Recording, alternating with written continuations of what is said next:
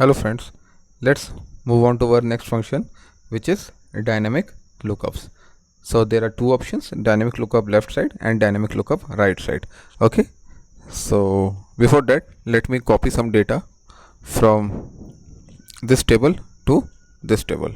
Okay guys, now you can see I have some set of data in this particular table, and I want to retrieve data like states, capital, abbreviation and number from this table based on these person name. Now the problem is that if I use VLOOKUP, right, I have to individually apply VLOOKUP in each of these columns at the same point of time. You can see there are certain columns, right, which lies in the right side of the lookup value, right. So over here we have to apply reverse VLOOKUP or XLOOKUP. Now I will show you a way how you can get data in all these columns, right, without applying any formulas. Now to do that, we'll go to dynamic lookup and click on dynamic lookup left side. Why?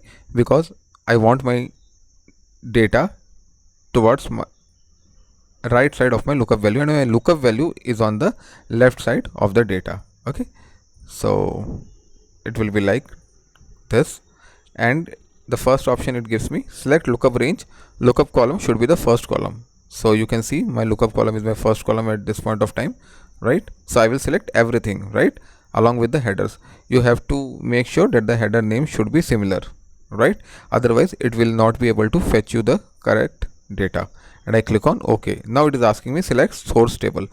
So this is my source table, right, from where I need to extract my data, and I click on OK. And now it is asking me select destination cell.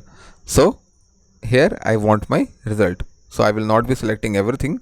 I will just going to select the first cell, right, and I click on OK. So as I click on OK, you can see my data is retrieved in this table, right. Similarly,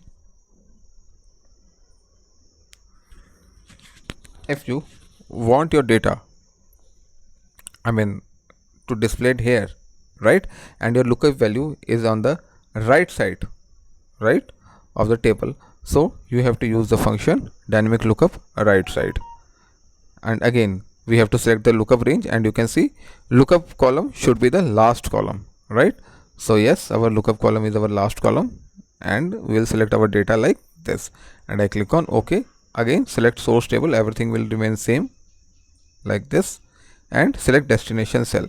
So this time we'll select our destination cell like this, not like this, only like this, right. If we select it like this, then what will happen, it will only be going to fetch data for this column and not for these columns. Okay, so I will select my destination cell like this, and I click on OK. So as I click on OK, you can see my data is retrieved. So this is Excel Tailor dynamic lookup function for you. Thank you so much.